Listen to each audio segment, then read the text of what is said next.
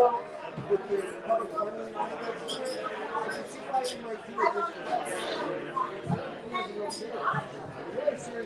hello everyone.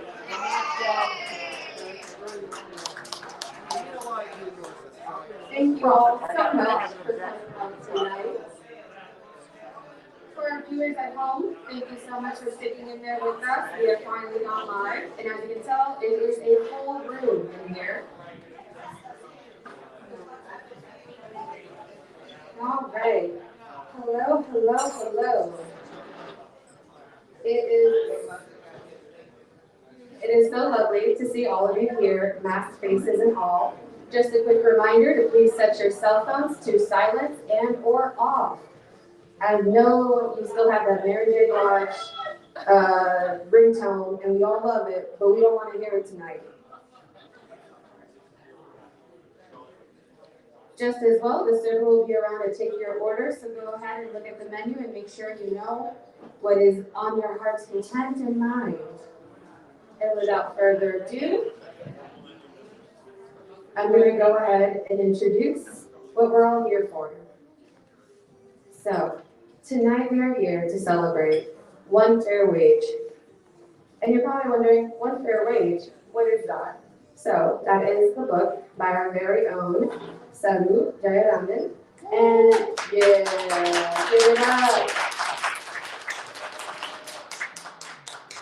She is the president of One Fair Wage, a national organization of over 200,000 service workers, over 800 restaurant employers, and dozens of organizations nationwide. One Fair Wage is exactly what it sounds like. It's fighting for a fair wage for those of us in the service industry and their allies. Also joining her today in conversation will be Andy Shallal, who is an artist, social entrepreneur.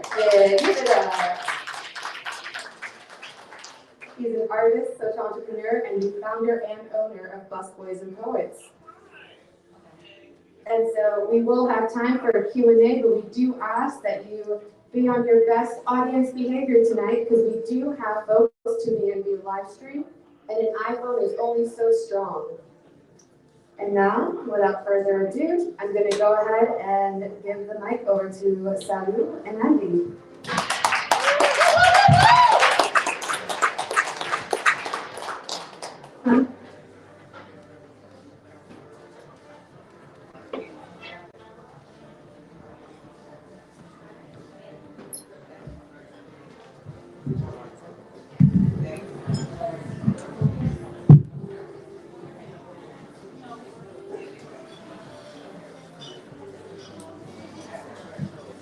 Hello, everyone. Good evening.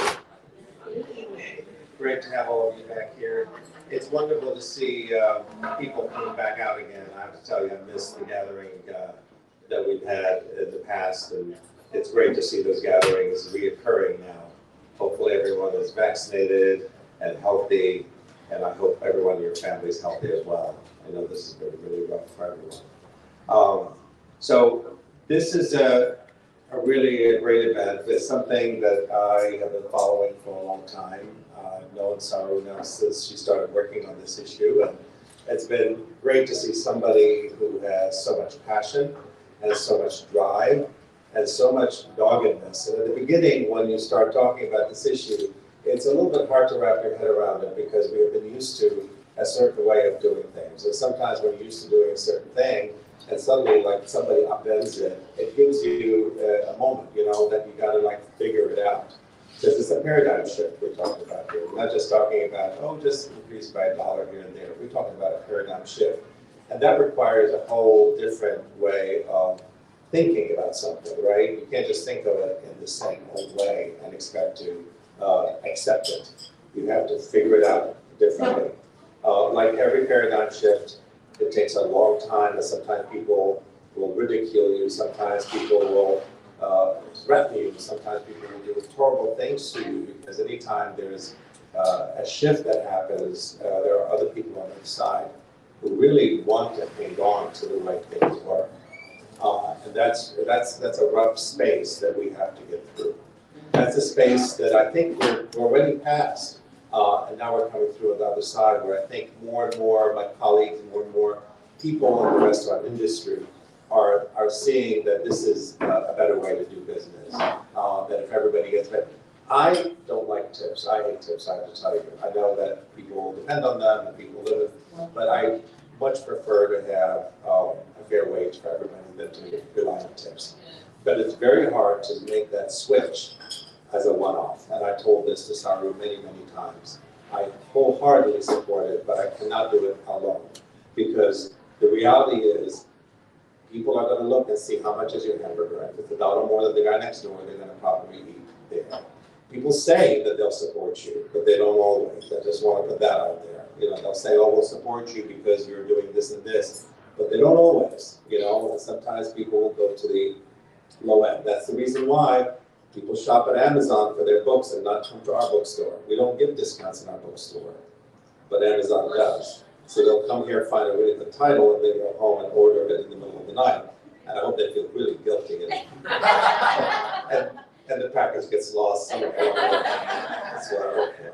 But anyway, so it's really great to be on stage here with Sarah Jarman on this, for two of this time actually, that we're facing.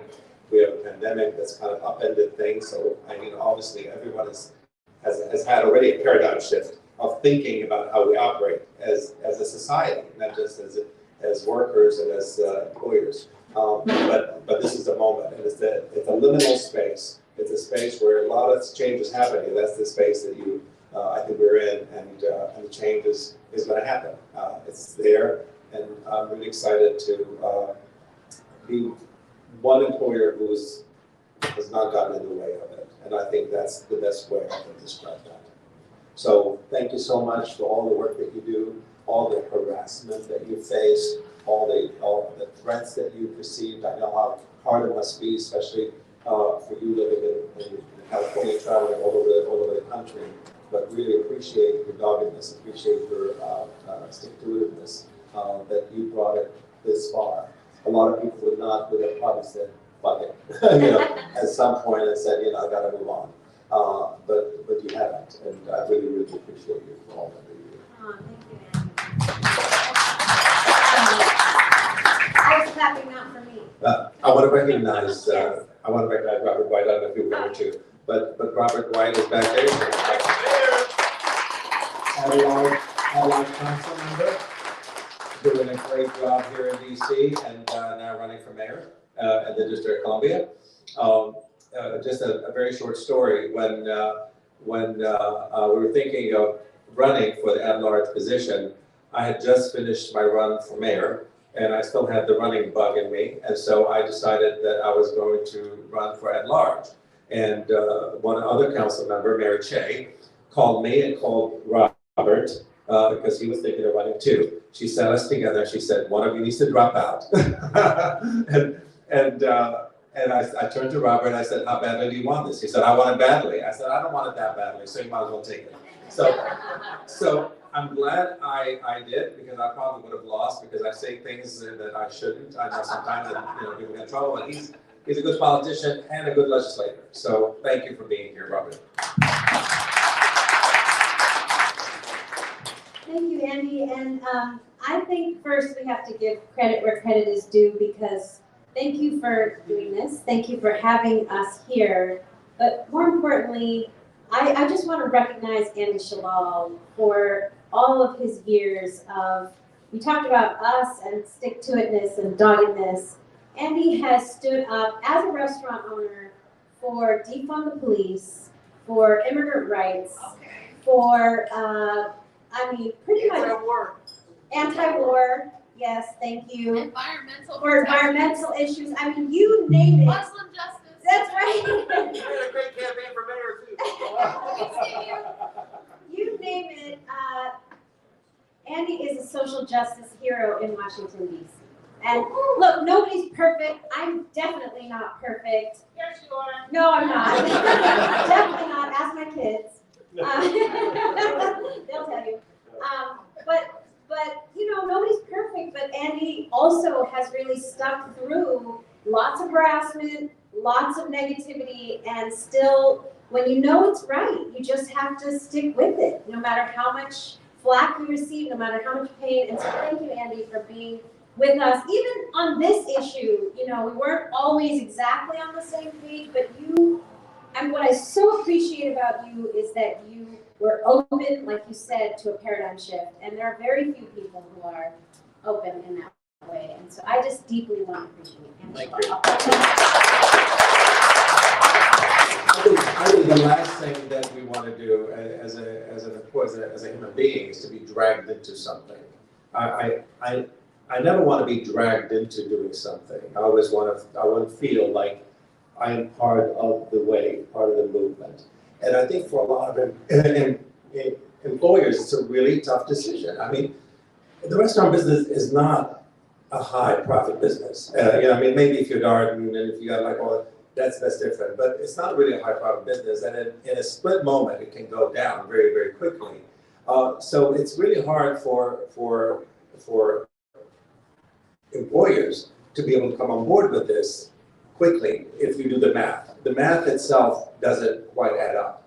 Unless it changes everybody and everybody's on the same page, it's going to be really hard to do. That's what I oftentimes told Saru.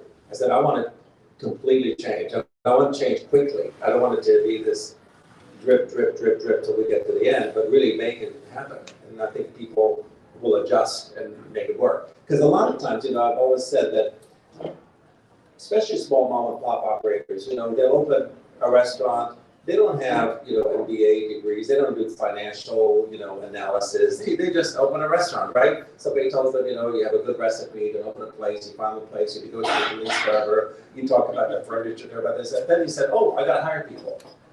And then you look to the right and see what that guy's paying, and you look to the left and see what that guy's paying, and then you pay somewhere in the middle or somewhere where you think it should be. But that's, we just, it's a mental thing, like we don't even think about it, right? But if you start out saying, I'm gonna pay this, then everything else falls into place. Then your prices change, the negotiation changes, the lease changes, all of these issues become at the forefront, right? They're at the forefront. But right now, it's not. That's where we are. Well, like you said, we're on the precipice of something really amazingly historic. So we wanted to use tonight to celebrate really huge change. But if it's okay, I'd love to take a quick step back and explain the book, what is in the book and the big picture, and then why this moment is so historic. So this book is about all subminimum wages in the US. Actually, it's not just about tipped workers, which the subminimum wage for tipped workers, most people in the room know, it is a direct legacy of slavery, started at emancipation when the restaurant industry didn't want to pay Black people and made it the law not to pay Black people. And changed tips from being an extra bonus on top of a wage to becoming the wage itself. So that's one inherently, structurally racist subminimum wage. Then you've got the subminimum wage for people with disabilities, which is a pretty grotesque history as well. Comes from a time when people saw people with disabilities as less than human. Basically said, let's pay them 11 cents to incentivize employers to hire these subhuman people who have disabilities. And to this day, groups like Goodwill, Salvation Army pay workers with disabilities around the country as little as 11 cents an hour to sort clothes and to basically stock their shelves. And so that is a grotesque subminimum wage. There's a subminimum wage for youth in a lot of states. And then there's a subminimum wage for incarcerated people, which is the second direct legacy of slavery. It is because of the exception to the 13th Amendment that allows for slavery in the case of incarceration. And again, allows for people who are incarcerated across the country. There's not one state that has changed this yet. Allows people who are incarcerated to be paid as little as 10, 11 cents an hour for work that could be done by workers who are paid a full minimum wage outside. And I live in the state of California where this has become particularly grotesque and shameful because we are facing increasingly every year the worst wildfires, in the history of the world, really. I mean, Siberia is on fire. Everywhere around the world is on fire. In California, a third of our firefighting workforce is incarcerated. And we would all be in flames were it not for incarcerated workers being paid 11 cents an hour and then not even allowed to join firefighting workforce after they come out. It is horrible. It is a direct legacy of slavery. But all of these are. All subminimum wages in the U.S. are direct reflections of America's valuation of some people as subhuman, as less than others. Look, tip workers have been overwhelmingly women for 150 years. And, you know, I'm not pointing out any one restaurant, but if you look at the whole industry, it's like all these women for generations toiling at $0, $1, $2 an hour versus the National Restaurant Association. I like to call it Davida versus Goliath. It's not even David versus Goliath. It's Davida because it's mostly women. So really it's a reflection of seeing women and women of color as subhuman. Then you've got incarcerated workers who are disproportionately black and brown. Again, a reflection of our valuation of black and brown people as less than human. Obviously, the subminimum wage for workers with disabilities is a valuation of people with disabilities as less than human. So all of these subminimum wages are valuations of some people as less worthy, less human than others. And supposedly in this country, we have a minimum wage. And so what is the point of having a minimum if 1 in 10 American workers can legally be paid less than it because we see all of these people as less than human? It makes no sense. It's not correct. It's not proper, and yet it has taken, as Andy said, mountains to climb. You know, horrific fights, as so many people in this room can attest what happened here in DC in 2014 and 2018. I mean, in some cases, violence in the streets. Ask Adam, violence to fight for this. And as Andy said, there's been so much pushback from not just employers, but from workers too. But it has taken continuously saying this system isn't right. There is a better way, not just for workers, but employers too. There's a more equitable way. There's a more sustainable way. And we always knew not only was it a legacy of slavery, it was a source of sexual harassment, it was a source of racial discrimination. There is now irrefutable evidence that servers of color always earn less than white servers, even when they perform perfect service because of the implicit bias of customers. That is irrefutable. And so having people rely on tips, as Andy said, is problematic on so many levels, and it can be changed. But it took a pandemic. It took 150 years and a pandemic for the issue to be turned on its head. Because what happened during the pandemic? 6 million restaurant workers lost their jobs. 2/3 were told their subminimum wage was too low to get benefits, to get unemployment insurance. And then they went back to work. They found they had to do so much more for so much less. Now there were public health marshals enforcing mask rules and COVID vaccination rules on the same people from whom they had to get tips. And people said, no. People said, no, I don't want to do it anymore. 1 million workers have left the restaurant industry since the pandemic started. 1 million. Of those who remain, 54% say they're leaving, and 80% say the only thing that would make them come back is a full livable wage with tips on top. So we're in a completely 180 from 2018 when the NRA got some workers in this city to say, no, I don't want a wage. Now, not only are 90% of workers in DC saying they want 15 plus tips, they're actually leaving the restaurant industry and saying, I won't come back unless I get it. That's a revolution. That is a revolution, going from, no, I don't want a wage increase, to, I won't stay unless I get it. And what else is a revolution is incredible restaurant owners across the district, across the country. We've now actually tracked about over 3,000 restaurant owners in Alabama and Mississippi and North Carolina and DC that have transitioned to paying a full minimum wage with tips on top. And that movement started in many ways with people like Andy. I don't know if everybody knows that Andy actually coined the name of our High Road Restaurant Association, RAISE. Andy came up with the term. It's called Restaurants Advancing Industry Standards in Employment.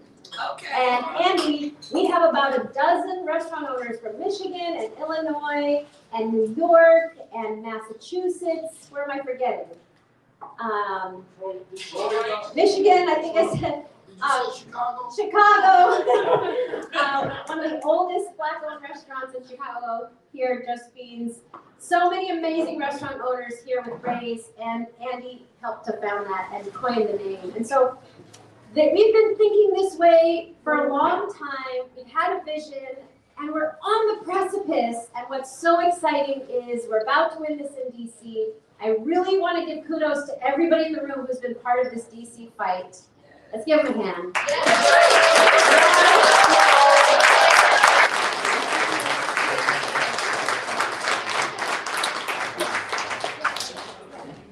I want to name Nikki Cole, who's here, and Adam Eichinger, and Nick Schiller, and Ryan O'Leary, and Dina Valentine Ipioma, who couldn't be here. Who am I forgetting? And Lanace Edwards from Janice. Please say. Janice's office.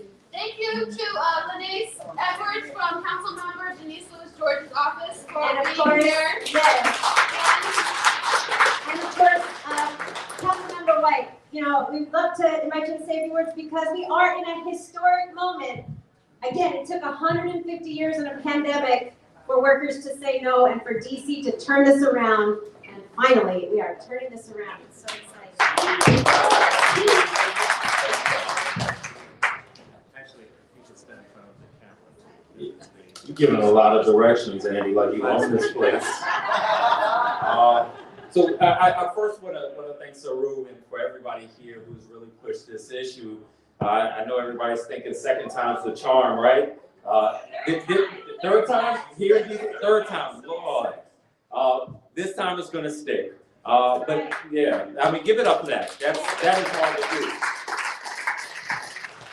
But the thing is that you all didn't just sort of succeed with the ballot initiative. You succeeded with changing people's philosophy, people's state of mind, the sort of possibility of things. And I do want to also give credit where credit is due with Andy Shallal, who's been, walking this walk for a long time. And so, people couldn't say this isn't workable because Andy and a few others have been doing this, have been paying livable wages and showing that it can be done, but it is difficult.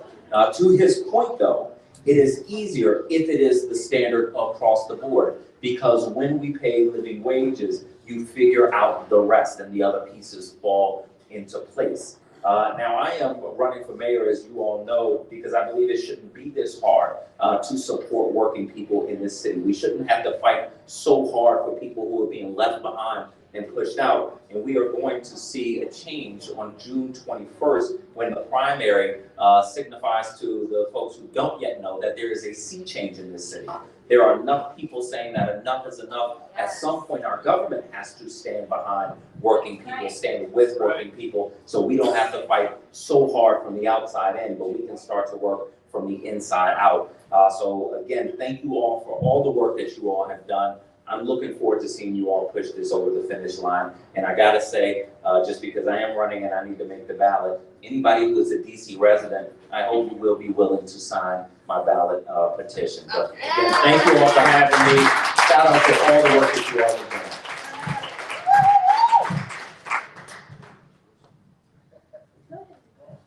I think one other thing that we have working in our advantage is that for many years, the restaurant industry was a shadow industry. People that worked in the restaurant, they were just walking through it, just doing it for a temporary period of time and going on to other things. And it was mostly a cash industry. That has changed. Now it's mostly paid by credit cards. And so wages are apparent in front of people. And so no longer that you don't pay taxes. It used to be, let's get real here. It used to be people that worked in the restaurant business did not really pay taxes on the tips that they made. But now it's there. So I think people are starting to realize this is a profession. This is a real profession. It's not just something that you trip into. A lot of people used to just trip into the restaurant business, but now they're saying that you can actually make a living out of it. It's interesting, I was in California not very long ago, and you see a lot of the servers are older. Yeah, it's because they've been there for a long time. They actually can make a pretty decent living, working as servers. And they're good. They're professionals. They know what they're doing. They know how to tell you about the menu. They know how to guide you through it. And it's really refreshing to be able to have people that know what they're doing and seem really satisfied with their work, do the job. That's absolutely right. We see that when you pay, right now, I think what's happening is you've got 1 million workers who've left, who have recognized I am worth more. I am a professional. I'm a skilled professional, whether I'm a dishwasher or a server or a bartender. I am a skilled professional. I am worth more than $2.13 or $5.05. I am worth a livable wage. I am worth actually investing in my career as a hospitality professional. And I think that's the name of the game and what we're trying to do here. What I'm so excited about is that DC is going to be the first, our nation's capital is going to lead us. And on Monday, we are announcing that this is going to happen in 25 more states by the United States 250th anniversary, which is 2026. You know, it's the 250th anniversary of the Declaration of Independence in 2026. And we're working with some big donors that have come our way, Steven Spielberg and a few other tech donors that are partnering with us to actually move this, after following DC's lead, in another 25 states on the ballot in legislation by 2026. It's so exciting, and it's taking advantage of this really historic moment when workers are saying enough is enough, employers are raising wages, and all across the country we have to follow their lead. So I'm so excited, and I do want to call out, thank people who've been fighting for this, and just name that when we say it's been hard, let's just share a little bit about what we mean by that. Andy was telling me that, I hope it's okay, say Angela Davis was going to come for a New Year's party, but it got canceled. Do you know that several years ago, we got an award, Mamdu and I, for this work, and Angela came and gave the award. So it was me and my little 8-month-old baby in my arms with Angela. The Restaurant Association posted that picture with my baby on it on an attack website, and then sent people to attack me and my baby.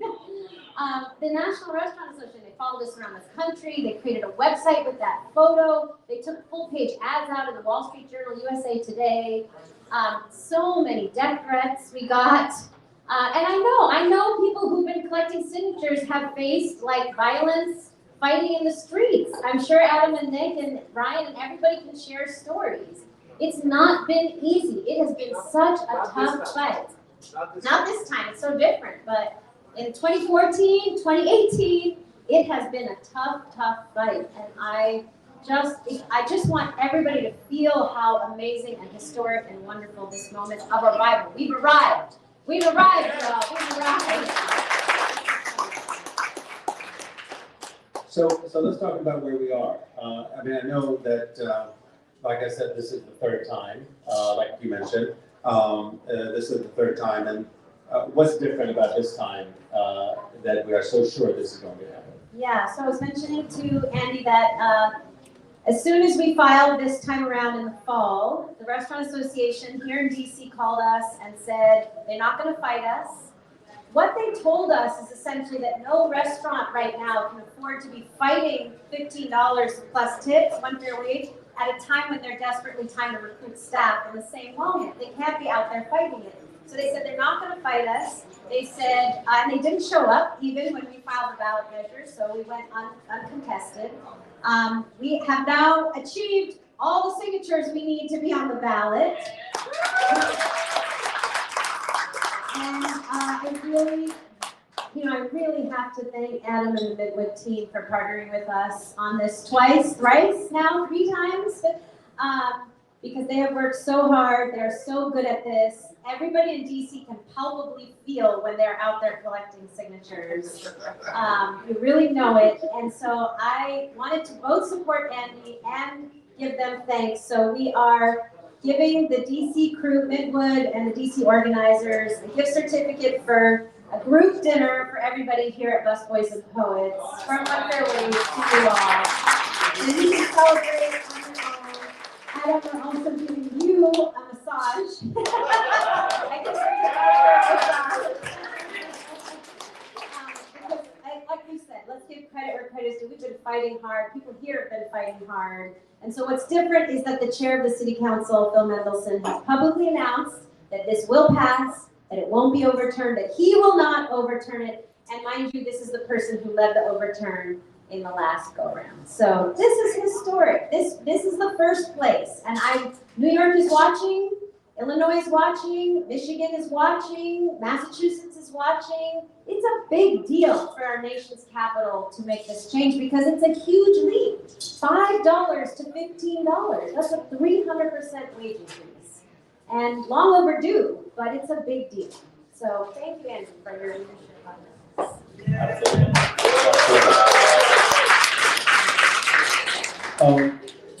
The opposition that you're seeing it's coming from the Restaurant Association. I sometimes hear it from customers. There's this thing about, I want to be able to decide how much I should give to somebody. And my answer to them is, you can still do that, right? You can still do that. But they feel like if you're making a living wage, you'll be less likely as a server interested in actually serving somebody. And I find that to be really strange. It can get really gross, honestly, because you all know Michael Bloomberg.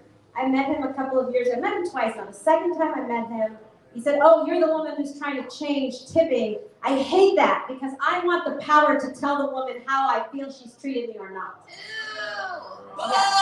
Yeah, that was the one example of the kind of power some men feel over, especially women.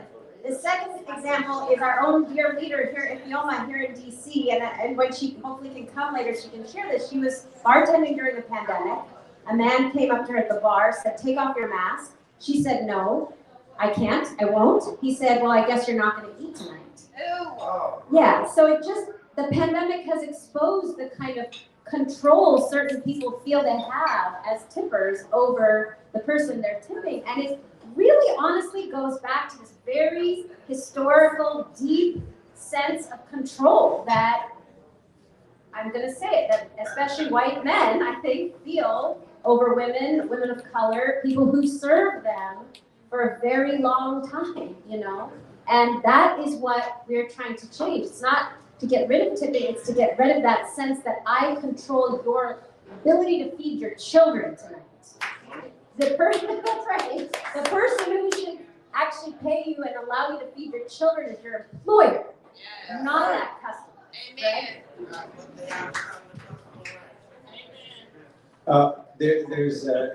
It's interesting how the restaurant industry has its own kind of thing. I know you mentioned other industries also have a subminimum wage, but the one that most people are familiar with and the one they encounter the most is the restaurant industry, where they feel like this is normal.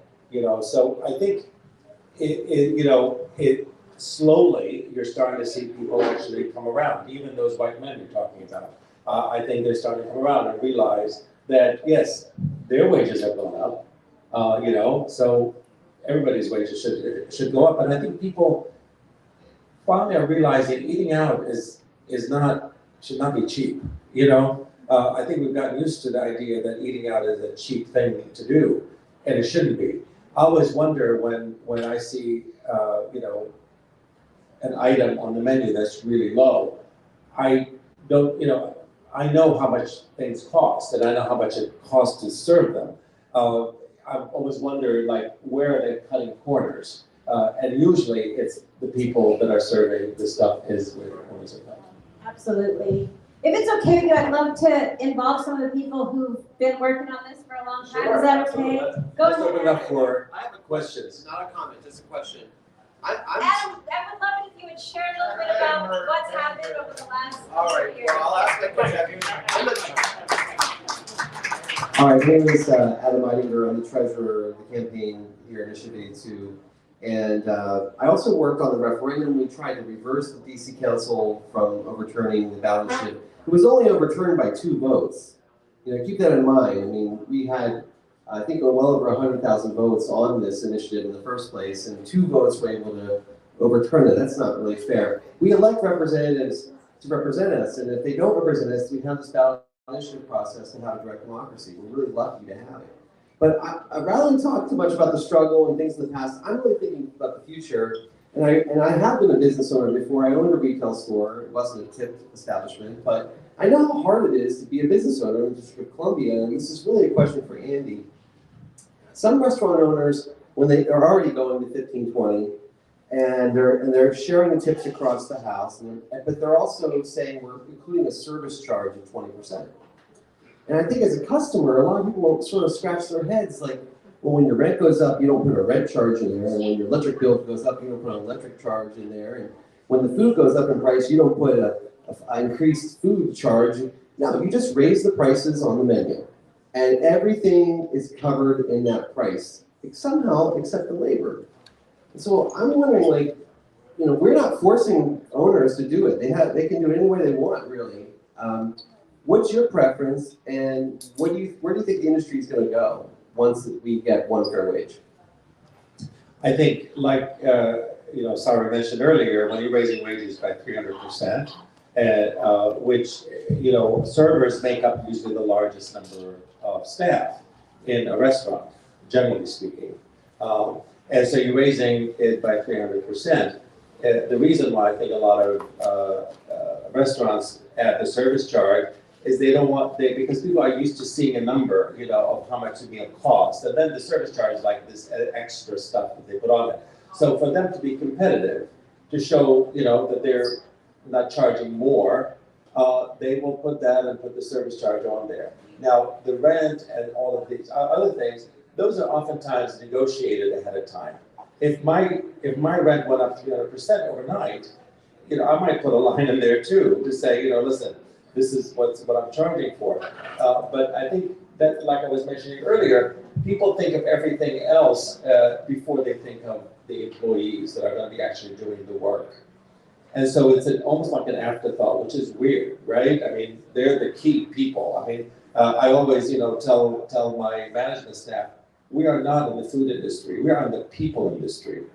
And by people, I mean people out there and people back here. And if we don't take care of the people back here, people up here are not going to be taken care of. So I think it's the idea that my preference would be to just raise it so that the prices you put in there are competitive. They're the same prices as the guy next door, the guy on the other side, rather than have it be, all of a sudden you have a spike in your prices and they appear to be lower, but they're really not because they're not including the service charge in there. So I know that Danny Meyer did that, right? Yeah, but I mean, even he has said his preference would be definitely to move all the way and just have a price, everything included. If customers aren't ready for that, let's do it a step at a time. Let's do one fair wage and share the tips or service charges and eventually make it move. Yeah, and I think the other thing is having the tips be shared. I think that's really important because, as my whole argument, I think, when I was talking with Saru about increasing it by $1 every year for the front of the house, what's the back of the house going to be thinking? Why is it fair that the waiters are getting $1 more an hour every year, and the dishwasher may be getting 50 cents an hour increase every year? Then it would think you'd have to increase $1 for everybody at least for everyone in the place. So this way, by the time the servers go up to $15 an hour, you're back of the house making maybe $25, $30 an hour because of the change in numbers. And then you're talking about a whole different economic structure. You've got to then charge $20 for a burger. And I'm not sure we're there yet. I wanted to bring in the voices of people who started this. So first of all, I want to recognize Mom Do, who started this with me 20 years ago. Mom Do worked at Windows on the World, restaurant at the top of the World Trade Center. So actually on September, why this feels so emotional and historic to us is we commemorated 20th anniversary of starting this movement in September, 20th anniversary of 9/11. And then now here we are with our first victory here in DC just a couple months later. And the person who started it here in DC is also here, so I wanted to give her a chance to say a few words. Nikki Cole. Come up here, Nikki.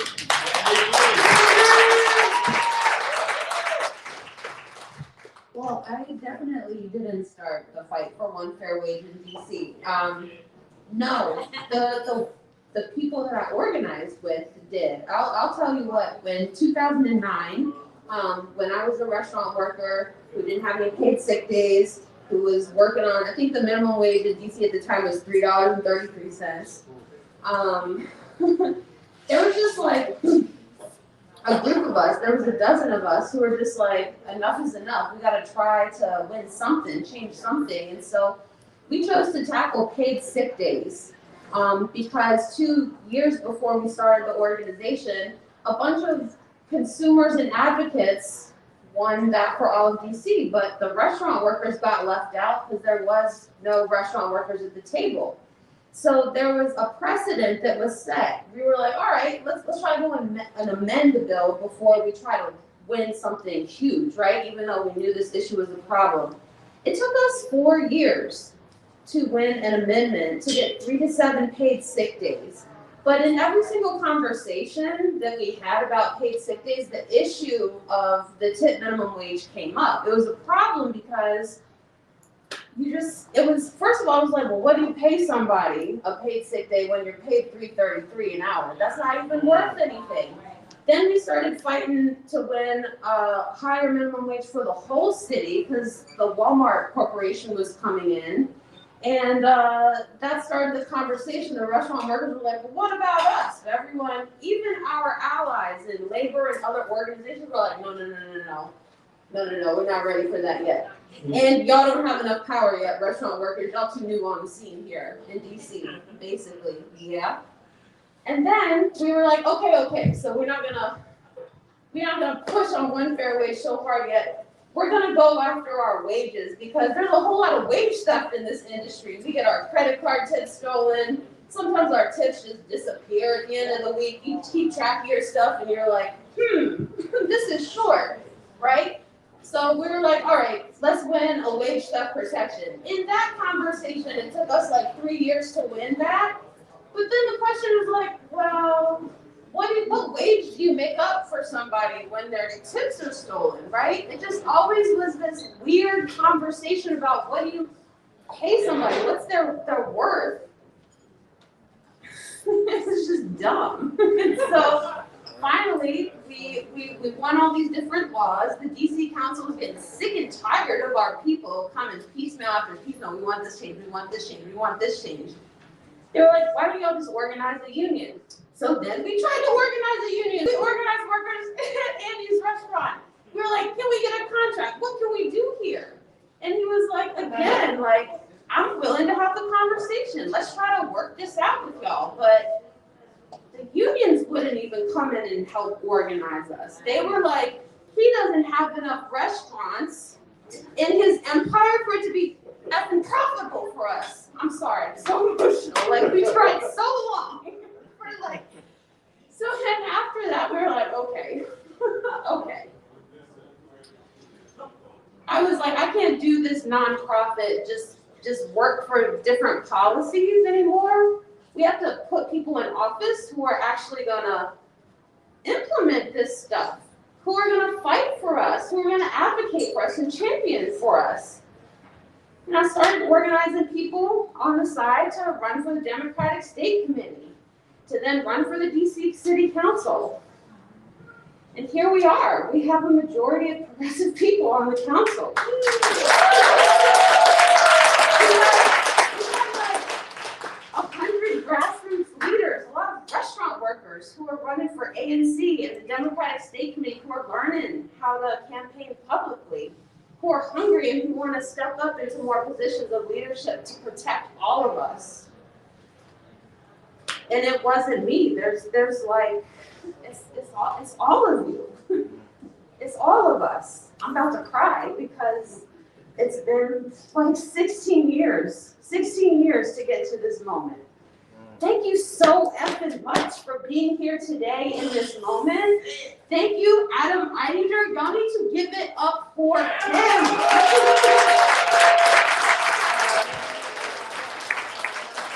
Because running a ballot initiative is effing hard. How many signatures do you have to get? 26,000. 26,000! 26000. That's a lot of people to go around with a piece of paper. Actually, you have to get 50,000 in order to get it. That- We have over 32,000. That is, But our validity is very high. that is so hard to do. That that is one-on-one conversations with people, right? Who don't know about an issue. It's mass Please sign this. education. Mass education. Also, this man passed marijuana legalization in DC. And Nicholas Shallal, do you know Nick Shallal? Okay. You all know restaurant workers, you know, we have different things we do to cope with what we don't do. Okay, so I've said enough. Just thank you for being here. Wherever you came from, whether from DC or all across the country, we in this together. Let's get it, y'all. Let's get it.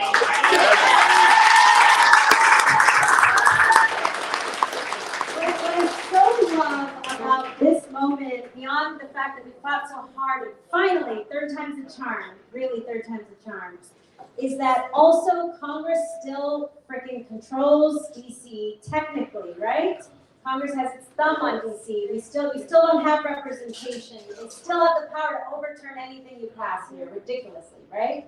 But in this case, DC is going to overturn a 150-year legacy of slavery, and Congress is going to follow DC's lead. That is what's so amazing to me.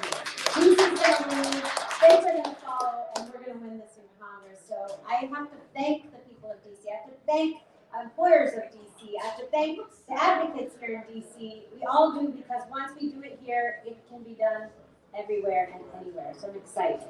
And I wanted to let other folks who have been a part of this or who are here tonight. Nataki, where's Nataki? I'm right here. You better come on up.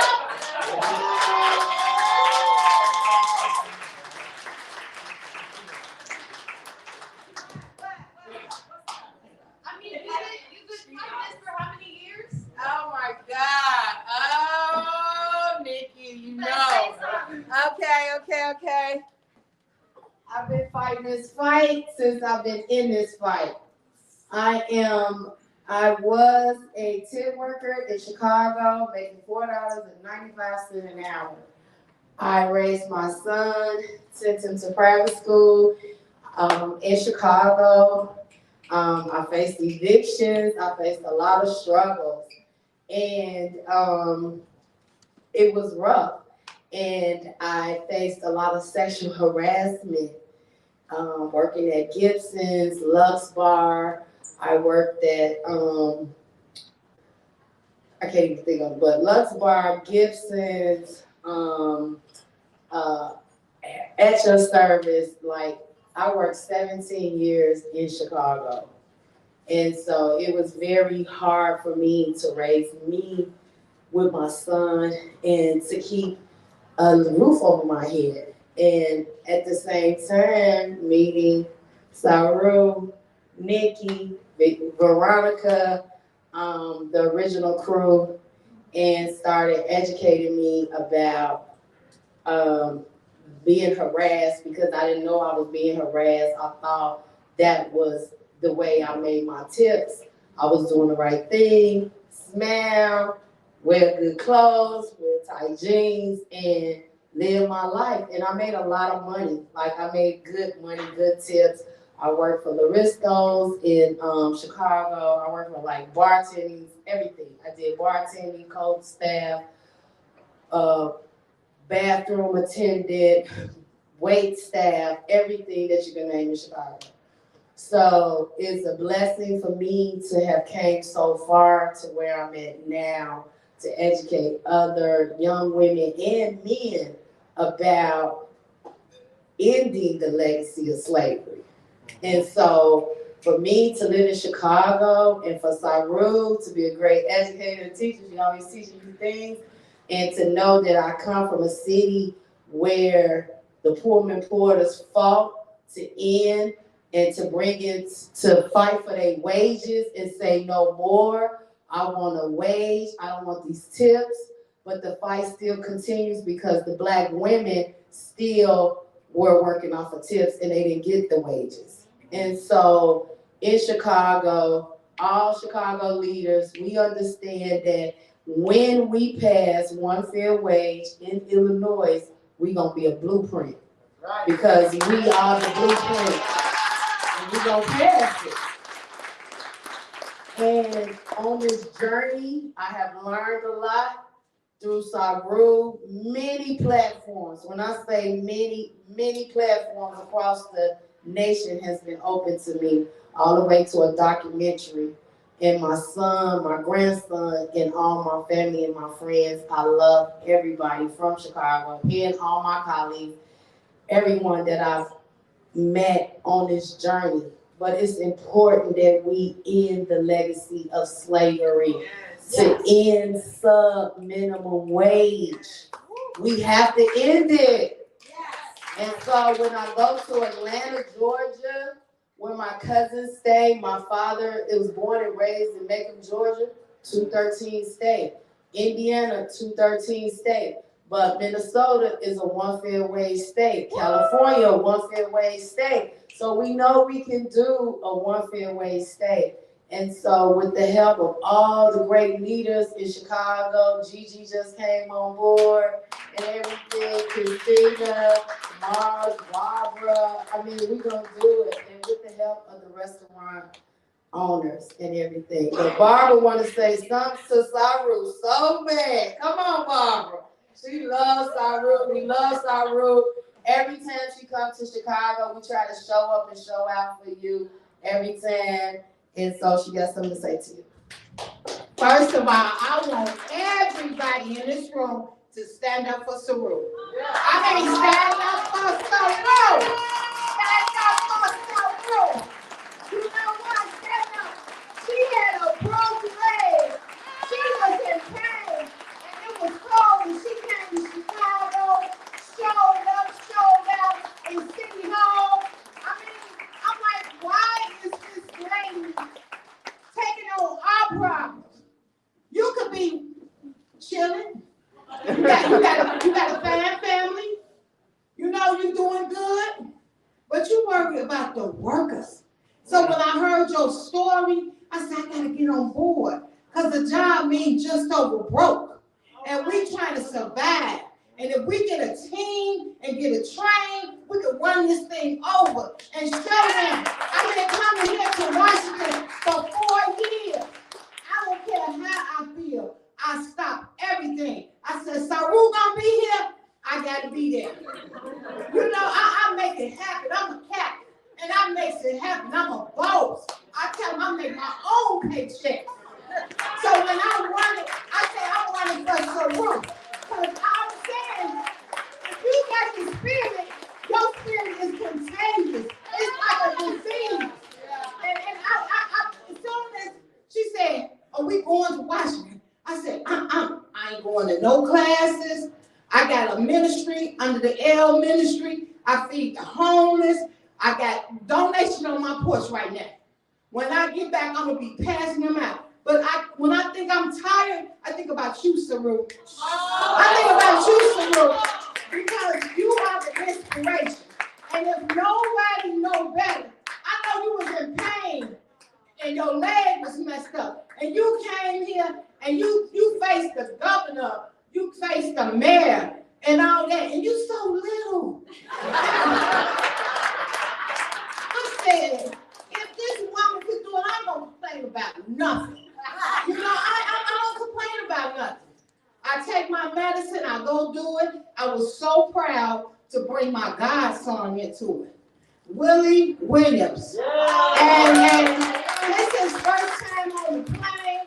Whatever we need to do, what's that lady name? Elena. He carries Elena around. I be teasing him. I said, that's his woman. He carried her and all that. She broke down. He take her up. All that. I said, babe, you really doing it. She called him at the middle of the night. He there. Everybody loves you, Saru. Yeah.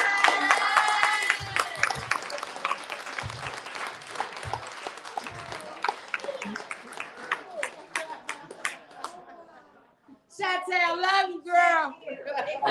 I was going to ask you, sorry, what keeps you going? This is an example.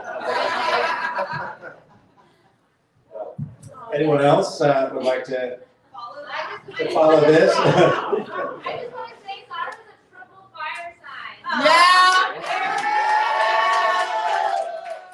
Please change the conversation. fires at home, actually, into the mic. Oh my God, really? Yeah. You said I'm a triple fire sign. Yeah, she's a fire sign. Gary's in the house. It's not about one person, no movement can ever be about one person. It is about Andy, it is about Adam, it is about Nikki. But you it is started about the Barbara. fire. Nobody started it with me. I didn't start it with Come somebody on.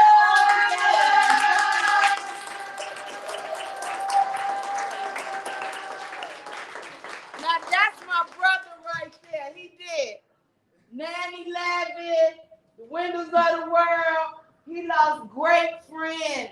You know, he's a restaurant worker. Saru is not a restaurant worker. She is a prodigy.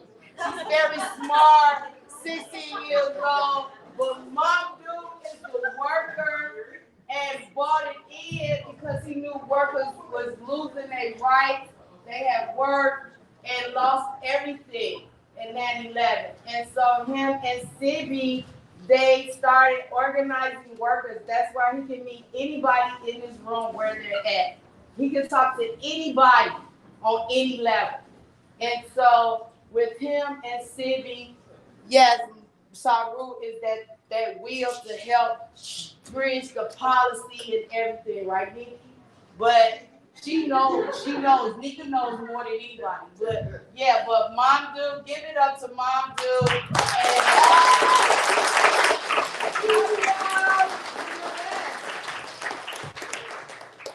Okay, I just want to recognize Kristen Furnish right here. Had to contend with Chris. And Chris is the person who is like making sure that every single petition is signed, dated, perfect. She's also the chief of validation, and just did an amazing job. I don't think I need this, but I just want to recognize her because there's somebody in the office every day answering the phone. We were a 7-day-a-week campaign for the last 15 weeks. Like, we did not take a day off for the last 15 weeks to get to this phone right here. And I just want to shout out to Chris. I love working with you, and your energy is amazing, and you have so much patience, but you're also strict, and your attention to detail is important, and also Nick too. Nick Shallal trained all of the petitioners. Yeah, 190 people trained via Zoom, which is amazing that now Zoom is so popular, ubiquitous that he can train people remotely, and we actually benefited from that. That people are willing to use Zoom for training. You don't have to do it in person. And but you had to sit through almost a 2-hour training in order to collect signatures. If you didn't have the patience for that training, well, you surely don't have the patience for signature collecting. So anyway, Nick, thank you so much. And I also recognize Luis right here, who collected every week, no matter how cold it got, no matter how ridiculous it was getting out there to collect signatures. And then when the pandemic was raging just about a month ago here, we had some of the highest infection rates in the country. We had, I think, 5 signature collectors overall catch COVID. Luckily, no one seriously was ill. But this whole process, we had to do it because the council made us do it. DC Council made us do it. I just want to remind people of that. Like, we didn't let them say, no, be the final word. We're going to get the final word. Yeah. And that's a beautiful thing. And the voters are going to get the final word. I know we're all saying it's going to pass, but we still have to campaign, and we still have to get the word out. So in all your networks, if some of those of you are not from here, I really appreciate you sitting through all this. But it's like, spread the word nationwide. It's happening in DC. It's going to be on the ballot, and hopefully it'll be on the ballot in Michigan and other states. It will. All right. Don't give yourself. Super hard work. It's super freaking hard work. All right, and it'll be a little easier hopefully in the spring with nice weather. But this is what we have to do. We have to bring it to the people. If the politicians aren't going to make the change for us, we take it straight to the people, and we're going to win. That's right. Do you know that there has never, in the history of the United States, there has never been a ballot measure on a ballot in a red or blue state to raise the minimum wage that has failed. Never. Never. In the history of the United States. Because people in the United States, whether they're Republicans or Democrats, overwhelmingly support raising the minimum wage, ending the subminimum wage for tip workers. Do you know that we were in Albany, New York, protesting for one fair wage on the same day that some MAGA protesters were there protesting the Electoral College voting Biden as their nominee for New York. They wanted Trump to be put forward. So we were terrified. We were a group of people of color from New York City up in the nation's capital. The state capitol, in front of the Capitol building. They were right next to us. We didn't know what was going to happen. Some of those folks came over and said, they finished their protest, came over and said, what are you here for? We said, we're here for 15 for restaurant workers. And they joined the protest. Oh, shit. People agree, universally agree. People in this country should be paid a livable wage so that they don't have to work 2 and 3 jobs. They can work 1 job so that they can take care of their families, so that they don't have to put up with harassment. People want respect, like Brenda Lawrence. So they can spend money at my restaurant. That's right. God forbid they can enjoy a night with their family. They can bring their children. Right. I mean, what would that world look like if we all had that opportunity to take that time to go on vacation, to eat out? You know, I want everyone really to take a moment and kind of like embrace this moment in time. And it reminds me a little bit of when we were fighting for ending smoking in restaurants. And many of you are here too young to know, but it used to be, it used to be that everyone in this room would be lighting up a cigarette. And would all be inhaling their smoke, you know, and that was normal.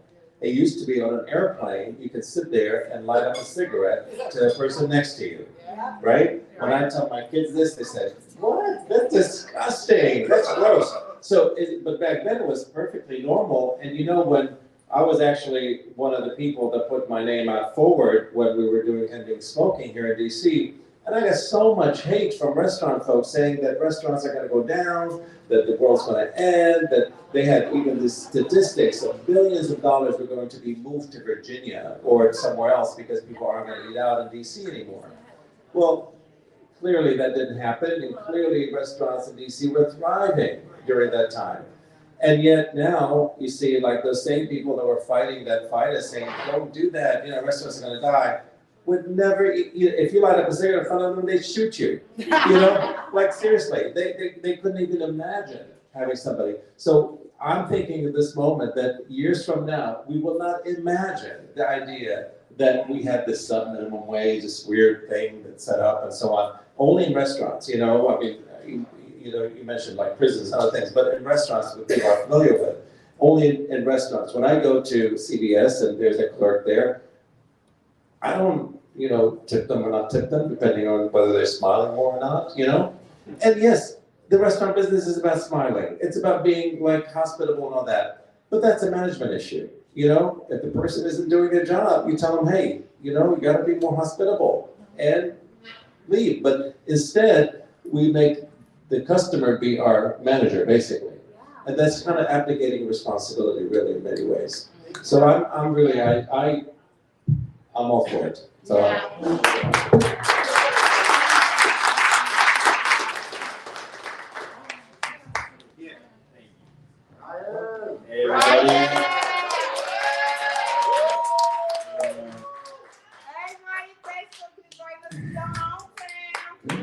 Hey everybody, my name is Ryan O'Leary. I'm an organizer with One Fair Wage in DC. I'm also the proposer of Initiative 82. And the white guy.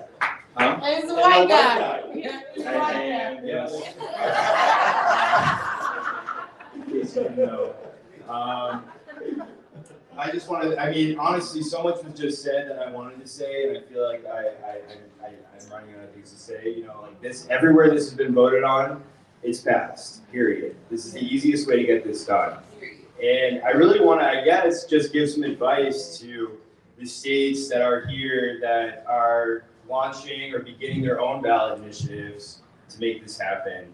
Like, you're going to be told by every single person possible that this is impossible, like Andy was saying. This can't happen. There's no way. How are we going to pay for it?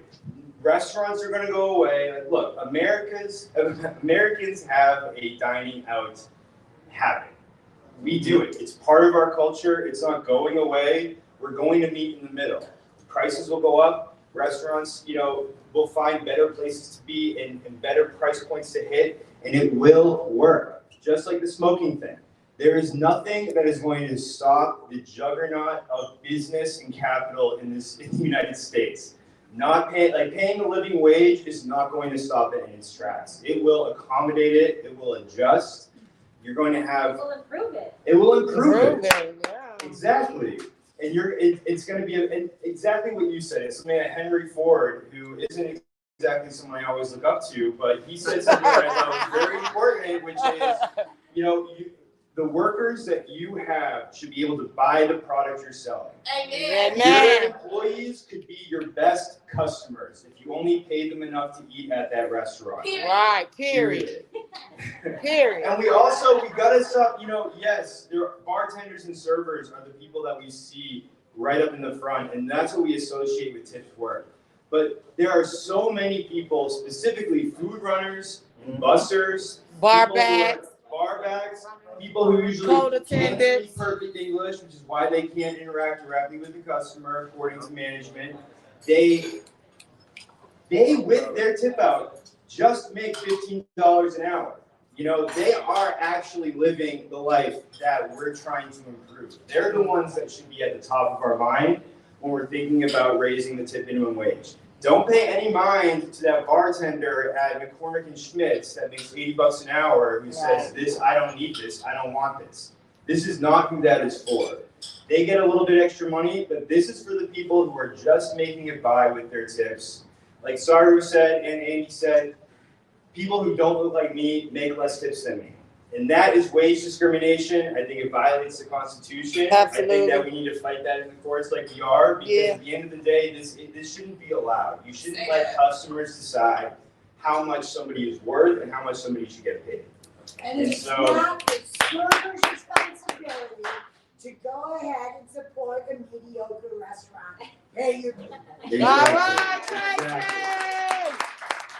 And just to finish up, going off of what Nikki said, when you're part of these movements, you never feel like you do enough or even a big part of it. You're just a drop in the bucket. And I really need to thank everybody over here. Especially if there are any people who are petition collectors with the campaign, I'd love for you to stand up so we can give you a round of applause. So much work.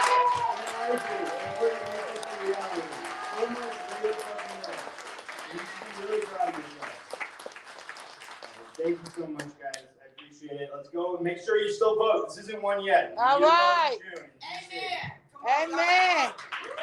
All right. Rock the vote. Well, we want to support Andy's.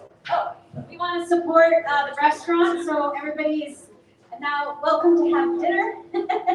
And let's. No. Oh, you already ordered. Okay, well, I'm gonna go order. So we got you red curry risotto. Oh, thank you so much. Thank you, Andy. Thank you very much. Thank you. Thank you. Happy to have you. Thank you.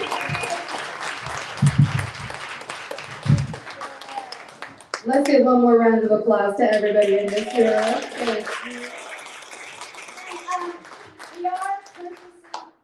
We don't have books for everybody who's come in from out of town, but we'd love to support Busboys and Poets, so maybe consider purchasing a gift for somebody else or something like that. You all will get books, but maybe think about supporting the bookstore by buying it for somebody else. I'll be right there in just a moment. And I will sign it, yes. And all right, thank you all so much. Please enjoy dinner and a special little goodbye to everyone on our live stream. You can still purchase the book until 10 p.m. tonight on November.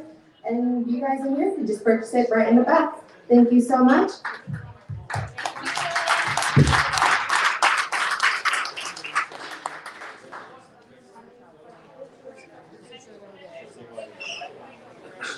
Stop, bro.